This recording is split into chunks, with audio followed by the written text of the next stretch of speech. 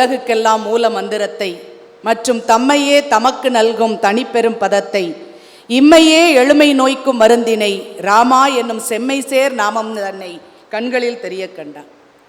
திருப்பூர் மாநகரின் கம்பன் விழாவினை மிக சீரோடும் சிறப்போடும் பொறுப்போடும் புனிதத்தோடும் நடத்தி கொண்டு வரும் கம்பன் கழகத்தை சார்ந்த சான்றோர் பெருமக்களே, இந்த அருமையான பட்டிமன்றத்தின் நடுவராக வீற்றிருந்து நல்லதொரு தீர்ப்பை வழங்க இருக்கின்ற வாகீச கலைவாணி எங்கள் அன்பு சகோதரியார் நடுவர் அவர்களே, 3 அணியிலும் வாதிடுவதற்காக வருகை தந்திருக்கும் சான்றோர் பெருமக்களே, திருப்பூரின் ரசிகர் பெருமக்களே, உங்கள் அனைவரையும் வணங்கி மகிழ்கின்றேன்.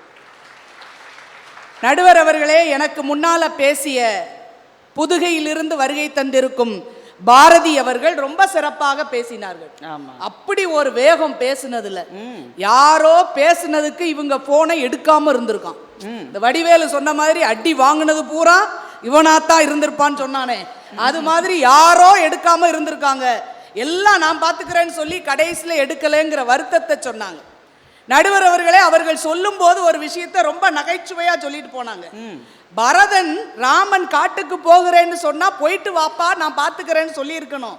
அதை விட்டுட்டு காட்டுக்குள்ள நடக்க இருந்த செருப்பையும் புடுங்கிட்டு வந்துட்டானே. என்னமோ பேட்டா கடை ஓனர் பேசுற மாதிரி இருக்கு. ராமன் காலில் கடந்தது செருப்பா? திருவடிக்கும் செருப்புக்கும் வித்தியாசம் தெரிய வேண்டும். திருவடி என்பது நமக்கு ஆன்ம வளர்ச்சியை கொடுக்கக்கூடிய இறைவனின் பாதம். அத போய் ஏதோ நம்ம காலில் போட்டிருக்கிற மிதியடிக்கு சமமா நினைக்க கூடாது. அப்படி இருந்திருந்தா திருநாவுக்கரசர் பெருமான் திருவடி திருத்தாண்டகம் என்று ஒன்றை பேசி இருப்பாரா?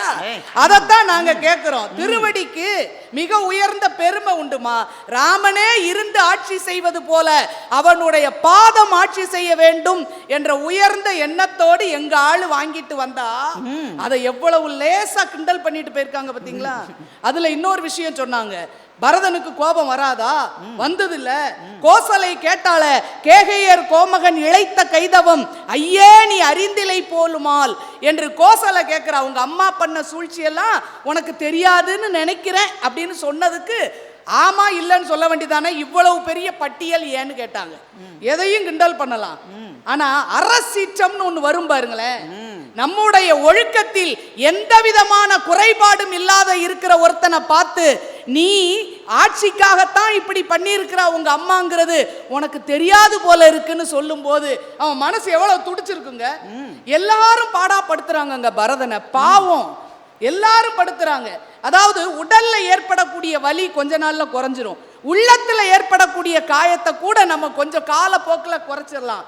ஆனா உயிர் வாதை என சொல்கிறோமே, அந்த வாதையில் ஒவ்வொருவராலும் சந்தேகப்படப்பட்டு நான் அப்படி இல்ல அப்படி இல்ல, நான் லியோ இல்ல நான் லியோ இல்ல அப்படின்னு நிரூபிக்க வேண்டிய இடத்துல இருந்தவன் பரதன்னா எவ்வளவு பரிதாபத்துக்குரிய ஆளுங்க. அது பரதனா பார்த்திபனா? அப்படி பரதன் கஷ்டப்பட்டிருக்காருன்னா அதை நீங்க யோசித்து பார்க்கணுமா இல்லையா?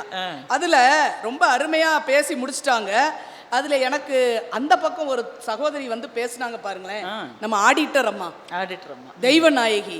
அவங்க வீட்டுக்கு நாங்க விருந்து சாப்பிட போகும்போது இந்த கச்சாயத்தை கூட ஒண்ணு சாப்பிடுங்க கூட ஒண்ணு சாப்பிடுங்கன்னு வைக்கும் போதே நான் யோசித்திருக்கணும்.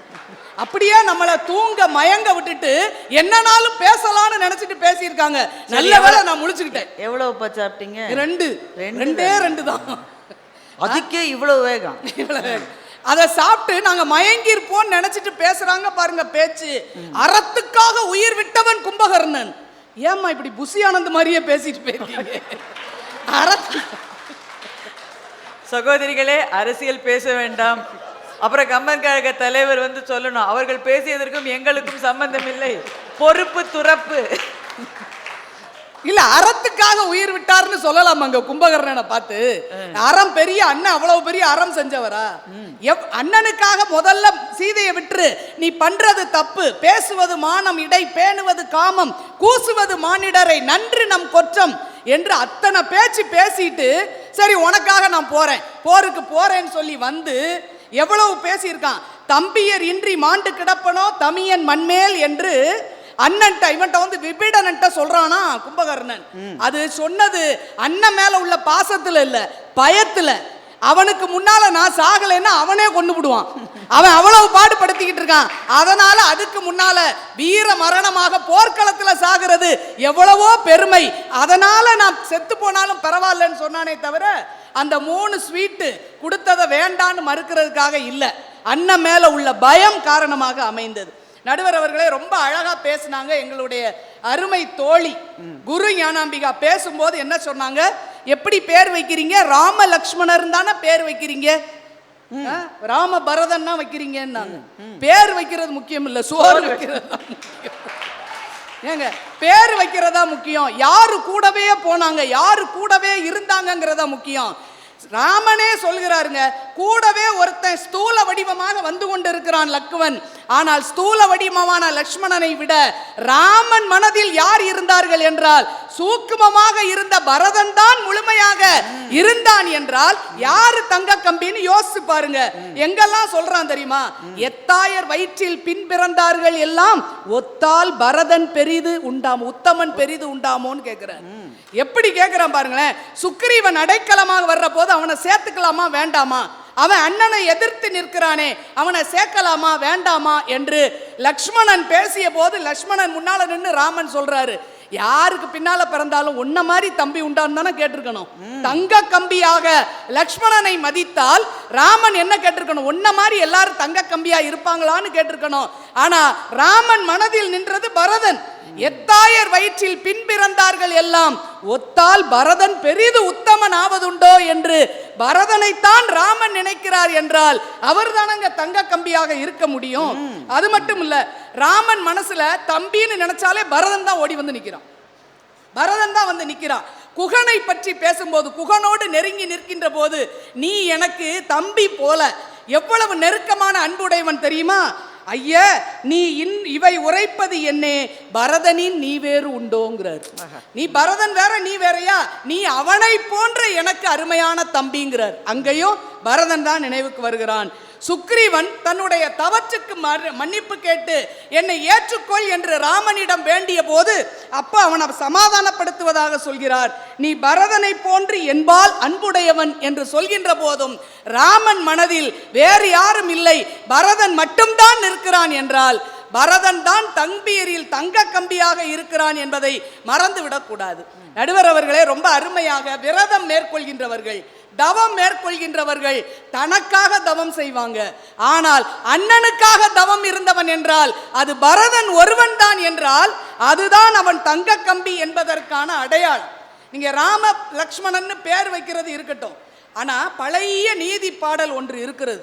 அதிவீர பாண்டியன் என்ற ஒருத்தர் எழுதிய பழைய நீதி பாடல் ஒன்றுல சொல்றாரு, சகோதரர்கள்னா யார் மாதிரி இருக்கணும் தெரியுமா, செஞ்சுடரோன் மைந்தனையும் தென்னிலங்கை வேந்தனையும் பஞ்சவரில் பார்த்தனையும் பாராதே விஞ்சி விரதமே பூண்டு மேதினியை ஆண்ட ராமனையும் பரதனையும் பார் என்று சொல்கிறார்கள் என்றால் ராமனையும் பரதனையும் போல சகோதரர்களாக இருக்க வேண்டும் என்றுதான் நம்முடைய முன்னோர்கள் நமக்கு வகுத்து சென்று இருக்கிறார்கள்னா அதுதான் முக்கியம். நடுவர் அவர்களே, ராமனுக்கு பரதன் பக்கத்துல இல்ல, ஆனா எப்போதும் மனதில் நிறைந்திருந்தவனாக அவனை சுமந்து கொண்டே இருந்தவன் பரதன் மட்டும்தான். அருமையாக நம்மாழ்வார் சொல்வார், உண்ணும் சோறும் பருகும் நீரும் தின்னும் வெற்றிலையும் எல்லாம் கண்ணன் என்று நம்மாழ்வார் பாடினார். உண்ணும் சோறும் பருகும் நீரும் தின்னும் வெற்றிலையும் எல்லாம் ராமன் என்று வாழ்ந்தவன் என்றால் அவன் பரதன். அதனால் தான் பரதனை பரத ஆழ்வான் என போற்றுகிறோம் என்றால் அது அவருக்கு இருக்கின்ற தனிப்பெரும் சிறப்புங்கிறத மறந்துடாதீங்க. ரொம்ப அழகா சொல்லுவாரு, ராமபிரானினுடைய எல்லாருக்கும் உலகத்துக்கே பாதுகாப்பை தரக்கூடிய இறைவனின் திருவடியையும் அவர் வாங்கினார். கடைசியில் பட்டாபிஷேகத்தின் போது பரதன் வெண்குடை கவிக்க அவருக்கு எல்லோருக்கும் நிழலை தரக்கூடிய ராமபிரானுக்கு நிழல் கொடுக்கின்ற கொடையை பிடித்தவன் பரதன். அப்போ இறைவனின் திருவடியும் திருமுடியையும் பாதுகாத்தவன் என்றால் அது பரதன் என்று வருகிறதே, அந்த பரதன் தானே தங்க கம்பியாக இருக்க முடியும் என்பதை தயவு செய்து நினைச்சு பார்க்கணும். நடுவர் அவர்களே, பரதன் இருந்து நாம கற்றுக்க வேண்டிய பாடம் என்ன தெரியுமா, கைகேயியும் கூனியும் தான் இந்த பழி வர்றதுக்கு காரணம். அப்படின்னா அவங்க 2 பேர் மேலே அவனுக்கு எவ்வளவு கோபம் வந்தது, திட்டுனா அதெல்லாம் வேற. ஆனா அவர்களுக்கு தண்டனை கொடுத்தானா, அரசனாக இருந்தவன் அவர்களை தண்டித்தானா, கைகேயியையும் கூனியையும் தண்டிக்கவில்லை. மாறாக தனக்குத்தானே தண்டனை கொடுத்து கொண்டவனாக தன்னையே வருத்தி தியாகம் ஏற்று தவம் செய்தவன் என்றால் அது பரதன். அதனால் தான் மகாத்மா காந்தி அவர்கள் அறப்போராட்டம் நடத்துகின்ற போது எதிரியை அழிக்கக்கூடாது, எதிரிக்கு துன்பம் தரக்கூடாது, தன்னை வருத்தி தான் துன்பப்படுவதன் மூலம் எதிரி பயப்பட வேண்டும் என்ற அறப்போராட்டத்தை கொண்டு வந்தார் என்றால் அதை சொல்லி காட்டியவன் பரதன். உற்ற நோய் நோன்றல் உயிர்க்கு உருகன் செய்யாமை அச்சே தவத்துக்கு உரு என்று கண்ணியமாக வாழ்ந்த புண்ணியன் என்றால் அது பரதன் ஒருவன் தான். அவன்தான் தங்க கம்பியாக இருக்க முடியும். ஒரே ஒரு செய்தியை சொல்லி நிறைவு செய்கின்றேன். ஒரு உவமை சொல்கின்ற போது நம்ம யாரை சொல்லுவோம்? பொதுவாக யார் வீட்டில் பிள்ளைகள் பேச வந்தாலும் சொல்லுவாங்க, வாகீச கலைவாணி மாதிரி பேசணும், அப்படித்தானே சொல்லுவாங்க. பாரதி மேடம் மாதிரி எல்லாரும் பேசணும், அப்படி உயர்ந்த பொருள் சொல்லி தான் உவமை சொல்லணும், அப்படித்தானா? ரொம்ப ஓவர் ஐசர். இல்ல பொதுவாகவே அது உண்மை, சத்தியம். யாரா இருந்தாலும் பாரதி மேடம் மாதிரி பேசணும், அப்படிதான் ஆசைப்படுவாங்க. ஆனால் இங்கே பரதனை பற்றி சொல்லுகின்ற போது ராமபிரானை சொல்லி ராமன் எப்படி இருந்தான் என்பதற்கு உவமை சொல்ல வருகின்ற கம்பர் பரதனை சொல்லி ராமனுக்கு உவமையாக சொல்கிறார். எங்க தெரியுமா? இந்திரஜித்தோடு லக்குவன் போருக்கு போயிருந்தவன் இன்னும் வரல. இப்ப ராமபிரான் தவித்து பார்த்து கொண்டிருக்கிறாராம், லட்சுமணன் இன்னும் வரலையேன்னு. அவர் யார மாதிரி பார்த்து கொண்டிருந்தார் என்று கம்பர் எழுதுகிறார். விரதம் பூண்டு உயிரினோடும் தன்னுடைய மீட்சி நோக்கும் பரதன் போன்று இருந்தான், தம்பி வருகின்ற பரிசு பார்த்தான் என்று ராமபிரானாகிய வரதனுக்கு பரதனை உவமையாக சொல்கிறார்கள் என்றால் தம்பிகளில் மிகச்சிறந்த தம்பியாக இருக்கக்கூடியவன், தங்க கம்பியாக மின்னக்கூடியவன் பரதனே என்று கூறி வாய்ப்புக்கு நன்றி பாராட்டி விடைபெறுகிறேன். நன்றி, வணக்கம். பெருமக்களே, நீங்கள் கூட கொஞ்சம் யோசிச்சிருக்கலாம். ஒரு அணிக்கு 3 பேர் இருப்பாங்களே, இங்கே 2 பேர் தானே இருக்காங்க, 2 அணி தானே இருக்கும், 3 அணி இருக்குன்னு சொல்லிட்டு. இது ஒரு புது முயற்சி. இது அதுவும் எப்போவுமே பட்டிமன்றத்தில் பொதுவாக என்ன சொல்லுவாங்கன்னா, ஆண்கள் பேச்சாளர்களாக இருந்தால் தான் கலகலப்பு இருக்கும், எல்லாம் பெண் பேச்சாளர்கள் தான் எல்லாம் சீரியஸாகவே பேசிக்கிட்டு இருக்கோம். அந்த அந்த அந்த கருத்தை எல்லாம் உடைச்சு போடுற மாதிரி தான் இதுவரை பேசியிருக்கிற எல்லாரும் பேசியிருக்கிறார்கள். இன்னைக்கு கவிதாவும் படித்தான் பேசுவோம். இது ஒரு வித்தியாசமான களம். இப்போ பேசிவிட்டு அமர்ந்திருக்கிற ரேவதி ரொம்ப சிறப்பாக அதை சொன்னார். அதெல்லாம் செருப்புன்னு சொல்லக்கூடாது, திருவடி. அது ரொம்ப முக்கியமான ஒரு கருத்து, அந்த அரங்கில் அது பதிய வேண்டும். நகைச்சுவைக்காக சொல்லப்பட்டால் கூட அது என்னங்க என்னாச்சு ஒன்றும் இல்லையா? சரி, அது திருவடி. காலிலே போட்டிருந்த அடி மாத்திரமல்ல, அது திருவடி. அதுதான் மூமேத்தா ஒரு கவிதை எழுதினார், செருப்புடன் ஒரு பேட்டின்னு ஒரு கவிதை எழுதினார். செருப்பை போய் பேட்டி எடுக்கிறார் ஒருத்தர். அது கேள்வியெல்லாம் கேட்குறாரு, அது பதிலெலாம் சொல்லுது. கடைசியில் அவர் செருப்பை கேட்குறாரு, உங்களுக்கு அரசியல் பார்வை உண்டா அப்படின்னு கேட்குறார். அந்த செருப்பு பதில் சொல்கிறது, சில ஆட்சிகளை பார்க்கிற போது நாங்களே திரும்பவும் அரசாங்கம் ஏறிவிடலாம், அரியணை ஏறிவிடலாம் என்று தோன்றுகிறது. ஒரு 30 வருஷத்துக்கு முன்னாடி எழுதின கவிதை. அது திருவடி. அது வெறும் மிதியடி மாதிரி உபயோகிக்கிற செருப்பு அல்ல என்பதை அழகாக சொன்னார். அது அதிவீர ராம பாண்டியனோட பாட்டு சொன்னார், கவனிச்சிங்களா? செஞ்சுடரோன் மைந்தனையும் தென்னிலங்கை வேந்தனையும் பஞ்சவரில் பார்த்தனையும் பாராதே விஞ்சி விரதமே பூண்டிந்த மேதினியை ஆண்ட பரதனையும் ராமனையும் பார். உதாரணம்னா அவங்க தான். பேர் வைக்கிறதுக்கு வேணா ராமலட்சுமணன் வைக்கலாம், உதாரணம்னு வந்தா பரதன் ராமன் தானே எப்பவும் இருக்க முடியும் என்ற அந்த பாடல். அந்த பாடல் அண்ணன் தம்பிக்கு நடுவில் வந்த சண்டையே நிறுத்திய பாடல். அண்ணன் வரகுண பாண்டியன், தம்பி அதிவீரராம பாண்டியன். 2 பேருக்கும் நடுவில் ஒரு சண்டை வந்தது. சண்டை வந்ததுக்கு காரணம் அண்ணனுடைய மனைவி தான். தம்பி எழுதின கவிதை எழுதிட்டு போகிறான். அண்ணி சொல்கிறாங்க, இந்த கவிதை எப்படி இருக்கிறது என்றால், ஓடுகின்ற வேட்டை நாயை போலவும் கரும்பை அடியிலிருந்து நுனிவரை சாப்பிட்டது போலவும் இருந்ததுன்னு அண்ணி கருத்து சொன்னாங்க. இவன் யோசிச்சு பார்த்தான், இந்த கருத்துக்கு ஏதோ உள்ளர்த்தம் இருக்கே, உள்குத்து இருக்கே. இதில் ஓடுகிற வேட்டை நாய் கொஞ்ச நேரத்தில் இறப்பு வந்தால் நின்றுரும். கரும்பு அடியிலிருந்து ஒரு நுனிக்கு மட்டும் சாப்பிட்டா டேஸ்ட் குறைஞ்சிக்கிட்டே போகும். அப்போ உன்னுடைய கவிதை போக போக சுமாராக இருக்குன்னு சொல்கிறான்னு தெரிஞ்சிருச்சு. உடனே அண்ணனுக்கும் தம்பிக்கும் போர் வந்துருச்சு. இந்த போரை நிறுத்துவதற்காக எழுதப்பட்ட பாடல் இந்த பாடல். அண்ணனும் தம்பி எப்படி இருக்கணும் தெரியுமாடா? பரதனும் ராமனும் போல இருக்கணும்னா 2 பேரும் சண்டையை விட்டு ஒத்துமை ஆயிட்டாங்க. பரதனுடைய பெயர் ஒரு போரையே நிறுத்தி இருக்கிறது என்று சொன்னால், இந்த கருத்தை வைத்த ரேவதி அவர்களுக்கு வாழ்த்துக்கள். எல்லா நெஞ்சத்திலும் பரதன் எப்படி வாழ்ந்தான் என்று